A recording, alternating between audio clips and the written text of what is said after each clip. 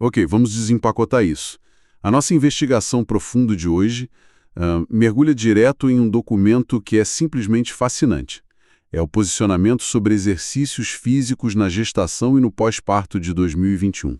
É elaborado pela Sociedade Brasileira de Cardiologia. Olá, a propósito. Olá. E a nossa missão principal com essa análise hoje é implodir. Implodir de vez aquela ideia antiquada de que a gravidez é um período de extrema fragilidade. Aquela velha história da condição de porcelana, né, que exigiria repouso absoluto na cama. Exatamente. Nós vamos decodificar o que a medicina esportiva e a cardiologia mais recentes dizem. Entender exatamente como, por quê e quais exercícios o corpo humano pode suportar durante a gestação e no puerpério, que é a fase do pós-parto. Historicamente, a prescrição de repouso era quase um reflexo automático dos médicos. A mentalidade era proteger a gestante, evitando qualquer esforço. Mas a medicina evoluiu e inverteu essa lógica por completo. Virou o jogo. Totalmente. Hoje, a inatividade é que é o grande fator de risco. O movimento deixou de ser um tabu e passou a ser uma intervenção médica crucial, uma ferramenta na prevenção de doenças para a mãe e para o bebê. E os números que a ciência traz sobre isso são absurdamente expressivos. Não é só uma questão de se sentir bem. A prática regular de exercícios diminui em cerca de 50% o risco de desenvolver diabetes mellitus gestacional. Metade do risco simplesmente desaparece. E reduzem até 40% a chance de pré-eclâmpsia e hipertensão gestacional. Além de ser a principal arma contra a lombalgia, sabe? Aquela dor nas costas terrível que afeta 60% das gestantes por causa da hiperlordose lombar. Mas para quem escuta esses termos médicos, o que é exatamente essa hiperlordose e como o exercício age aí? O que é fascinante aqui é visualizar a mecânica e a química do corpo se reconfigurando. A hiperlordose acontece porque, conforme o útero cresce, o centro de gravidade da mulher é puxado para frente. Para não cair de cara no chão, basicamente. Isso. Para não cair, o corpo compensa arquivando a parte inferior da coluna para trás. E isso gera uma tensão imensa nos músculos da lombar. E essa é só a ponta do iceberg visual. Internamente, o sistema cardiovascular está passando por uma revolução. Em repouso, o volume de sangue no corpo aumenta drasticamente. Só que o plasma sanguíneo, a parte líquida, aumenta muito mais rápido do que a produção de glóbulos vermelhos, as hemácias. É o que a cardiologia chama de anemia por efeito dilucional. Então, é como se o sangue ficasse mais ralo de propósito. Exato. Ele fica mais fluido para facilitar a passagem pela placenta. Mas, como ele está mais ralo, o coração precisa trabalhar muito mais para entregar a mesma quantidade de oxigênio.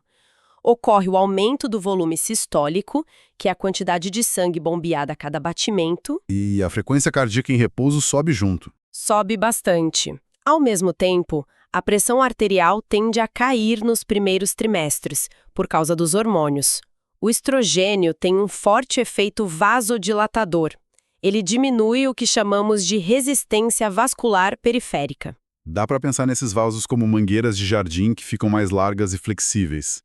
O que faz a pressão da água, ou do sangue nesse caso, cair naturalmente, certo? É uma analogia excelente. A mangueira dilata e a pressão cai. E junto com essa mudança circulatória, o sistema respiratório sofre alterações pesadas. E aqui entra um verdadeiro momento ahá para quem acompanha essa transformação. Porque tem um fenômeno causado pelo aumento do hormônio progesterona e pelo próprio crescimento físico do útero. O bebê literalmente empurra o diafragma da mãe para cima. Invadindo o espaço alheio. Pois é. Isso rouba espaço do pulmão e diminui a capacidade funcional residual. E a consequência direta disso é a chamada dispneia fisiológica. Essa dispneia fisiológica é aquela sensação súbita de falta de ar. Como se a pessoa precisasse suspirar fundo o tempo todo, mesmo estando sentada no sofá assistindo TV. É desesperador para quem não sabe o que é. Sim, por isso é fundamental desmistificar. Sentir-se ofegante nessas condições é uma resposta fisiológica perfeitamente normal. Afeta ali entre 60% e 70% das gestantes saudáveis, principalmente por volta da 30ª semana. Não significa falta de condicionamento físico. O corpo está hiperventilando levemente para garantir uma taxa mais alta de oxigênio atravessando a placenta. E expulsar o dióxido de carbono do feto ao mesmo tempo. Mas, sabendo que o coração está batendo mais rápido, o sangue está diluído e o diafragma espremido, a grande dúvida prática é como começar a se exercitar de forma segura, sem fazer essa máquina entrar em colapso. Antigamente, o pessoal pedia exame de esteira, eletrocardiograma para qualquer gestante. Exato.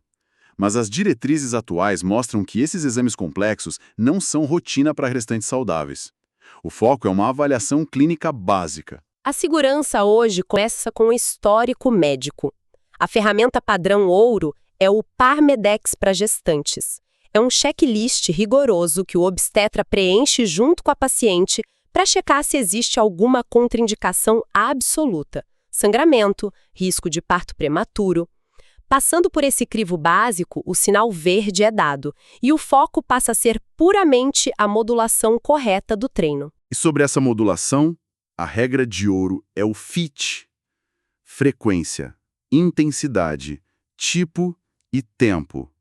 A meta é acumular 150 minutos de exercícios aeróbicos de intensidade moderada por semana, digamos, meia hora, 5 vezes na semana. E para os exercícios resistidos, musculação ou pilates, 3 a 5 vezes semanais, com cargas leves a moderadas. Mas chegamos naquele ponto. Então, o que tudo isso significa na prática? Como uma gestante na bicicleta ergométrica sabe que está na intensidade moderada sem depender de monitores cardíacos super complexos? Os monitores cardíacos tradicionais perdem a precisão na gravidez porque a frequência de repouso já mudou. O método mais prático e recomendado é o Talk Test, o teste da fala. A intensidade moderada é atingida quando a gestante consegue manter uma conversa fluida durante o exercício, sem perder o fôlego a ponto de precisar parar no meio da frase. Ou seja, se a pessoa está na esteira cantando um refrão inteiro a plenos pulmões, o treino está muito leve. Mas se não consegue responder um simples bom dia para o instrutor, peso à mão. É o melhor termômetro. Alternativamente, tem a escala de Borg, mirando nos níveis 12 a 13, aquela sensação ligeiramente cansativa.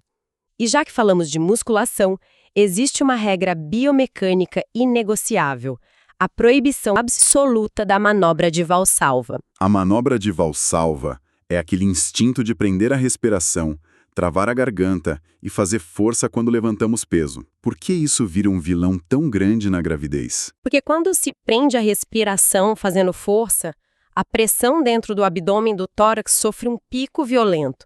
Na gravidez, isso gera um efeito cascata. Primeiro, comprime grandes veias, diminuindo o retorno de sangue para o coração e reduzindo o fluxo de oxigênio para o feto. Segundo, essa força vai toda para baixo. O assoalho pélvico já está sustentando o peso do útero. Adicionar essa pressão extra é pedir para ter problemas. Aumenta muito o risco de prolapsos e incontinência urinária. A respiração precisa fluir. O ar tem que entrar e sair de forma constante durante todo o movimento de força. Já que o peso e a gravidade são os grandes desafios fora da água, faz muito sentido o documento dar tanto destaque por meio aquático. Natação e hidroginástica são o padrão ouro. A física ali é perfeita. A flutuabilidade tira o peso da barriga e protege as articulações. Se conectarmos isso a um panorama maior, a vantagem da piscina vai além de aliviar as juntas. A mágica real da água chama-se pressão hidrostática. Quando o corpo entra na água, o peso do líquido exerce uma compressão de fora para dentro. É como vestir aquelas meias elásticas de compressão para voos longos, só que no corpo inteiro. A água espreme o líquido do inchaço de volta para dentro das veias. Exatamente. Essa pressão mobiliza o líquido retido e empurra de volta para a circulação central. Isso expande o volume de sangue circulante, melhora o fluxo para a placenta e estimula muitos rins. É por isso que ocorre um aumento notável da diurese. Por até 4 horas depois de sair da piscina, a gestante urina muito mais. Que acaba com aquele inchaço doloroso nos tornozelos. É pura física aplicada à saúde. Mas o documento tem alertas rigorosos sobre o ambiente aquático. A temperatura da água ideal fica entre 28 e 30 graus Celsius e o limite absoluto é de 33,4 graus. A hipertermia materna, o superaquecimento, pode causar malformações fetais, principalmente no primeiro trimestre. E tem a questão do mergulho também. Isso. O snorkel na superfície está liberado, mas o mergulho profundo com cilindro, o SCUBA, é estritamente proibido. O mecanismo fisiológico por trás dessa proibição do SCUBA é um ótimo exemplo de avaliação de risco. Quando um adulto mergulha com cilindro e sobe, a descompressão pode formar pequenas bolhas de nitrogênio no sangue. O pulmão de um adulto filtra isso fácil. Exalando gás. Isso. Mas o feto não respira ar dentro do útero. Os pulmões dele estão cheios de líquido. A circulação fetal não tem como filtrar o nitrogênio. Se uma bolha dessas atravessa a placenta, o risco de uma embolia gasosa fatal é gigantesco. Por isso, a profundidade é vetada. Aí é que a coisa fica realmente interessante, porque o documento também mapeia as populações com condições clínicas complexas. No caso do diabetes gestacional, o exercício é um remédio natural excelente. Mas o vilão na hora do treino não é o açúcar alto, e sim a hipoglicemia, a queda brusca. Exato. Tem limites claros. Se a glicemia estiver abaixo de 100 mg por decilitro antes de começar, a recomendação é ingerir entre 15 e 30 gramas de carboidratos rápidos e esperar. E se tiver acima de 250, o treino está cancelado pelo risco de cetoacidose diabética. Como a gente explica a cetoacidose de um jeito simples para quem nos acompanha? A cetoacidose ocorre quando o corpo não consegue usar o açúcar como energia e começa a queimar gordura de forma descontrolada. Isso libera cetonas, que deixam o sangue ácido. Na gestação, essa acidez é altamente tóxica para o feto. E para a hipertensão, o controle também é rígido. Se a pressão passar de 160 por 100, o esforço tem que parar na hora. E sobre cardiopatias pré-existentes? As diretrizes usam a classificação da OMS. Gestantes nas classes 3 e 4, com doenças valvulares graves, têm proibição absoluta de fazer exercício. O risco de um edema pulmonar agudo é iminente. No outro extremo, temos as atletas de elite que engravidam. A literatura admite que faltam estudos pesados aqui. Mas o alerta principal para elas é evitar a hipertermia e a hipoglicemia em treinos com mais de 1 hora, além do perigo óbvio dos esportes de colisão. Futebol, basquete ou esportes com risco de queda em alta velocidade como ciclismo de estrada, o impacto brusco pode causar descolamento prematuro da placenta. E tem um recorte temporal muito específico nesse documento, porque ele foi consolidado durante a pandemia de Covid-19. Verdade. Como a gestante já tem aquela restrição pulmonar natural do diafragma elevado, uma infecção respiratória pode agravar rápido. A recomendação migrou para o teleatendimento e, para atividades ao ar livre, o documento usou estudos de aerodinâmica da Holanda sobre a esteira de dispersão viral. Essa parte é muito curiosa. É como o vácuo de um carro de Fórmula 1. Se alguém tosse correndo na frente, as gotículas viajam para trás. Por isso, a regra recomendava uma distância de 4 a 5 metros para a caminhada. E se fosse uma bicicleta rápida na frente, a distância segura saltava para impressionantes 20 metros. Uma engenharia aerodinâmica para proteger a respiração. E todo esse ciclo gestacional, com ou sem pandemia, desemboca no puerpério, o pós-parto. Tem uma falsa impressão de que, assim que o bebê nasce, o corpo volta ao normal no dia seguinte. Mas é preciso respeitar o tempo de regressão do útero. A indicação geral, sempre validada pelo médico, é aguardar umas 4 semanas após o parto normal e 6 semanas após a cesárea. É nesse retorno gradual que esbarramos em um mito gigante das academias. A lenda de que se a mãe treinar pesado e suar muito, o ácido láctico vai azedar o leite materno. A ciência derruba isso. O ácido láctico não afeta a qualidade ou a aceitação do leite pelo bebê. Mas a verdadeira dica de ouro aqui é sobre a mecânica de amamentar, não a química do leite. O ideal é treinar logo após dar de mamar. Puramente por conforto físico. Tentar correr com as mamas cheias de leite dói muito e pode lesionar os ligamentos. Além disso, a hidratação e o aporte calórico precisam ser os de um atleta.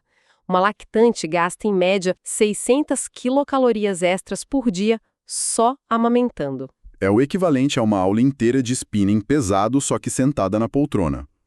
E, junto com a reposição de energia, o foco do pós-parto é a recuperação estrutural do abdômen e do assoalho pélvico. Exercícios de pular corda ou saltos devem ficar na geladeira por um tempo. É a hora em que o Pilates brilha, principalmente para tratar a diástase abdominal. A diástase é aquele afastamento dos músculos retos do abdômen. Pense nos gominhos como um zíper que foi forçado a abrir. Após o parto, não fecha sozinho num passe de mágica. Abdominais tradicionais podem até piorar a situação. O Pilates atua fortalecendo o músculo transverso, que funciona como um espartilho natural seguro. Todo esse processo de transformação é gigantesco. Isso levanta uma questão importante, sabe? A medicina cardiovascular moderna passou a enxergar a gestação como uma verdadeira prova de esforço biológica. Um teste de estresse contínuo de 9 meses para o corpo da mulher. Para quem está ouvindo e chegou até aqui, vale a pena pensar na gravidez como a grande bola de cristal da biologia humana. É um teste natural implacável que expõe hoje como aquele coração e aqueles vasos sanguíneos vão lidar com o envelhecimento daqui a 30 ou 40 anos. Então, os hábitos de exercício cultivados nessa fase não são só para evitar dor nas costas hoje. Eles podem ser a janela de oportunidade mais subestimada que existe para reescrever a arquitetura cardiovascular de uma mulher. É a chance de ouro para ditar a saúde do coração dela pelos próximos 50 anos de vida. Fica a reflexão. Até a próxima investigação profunda.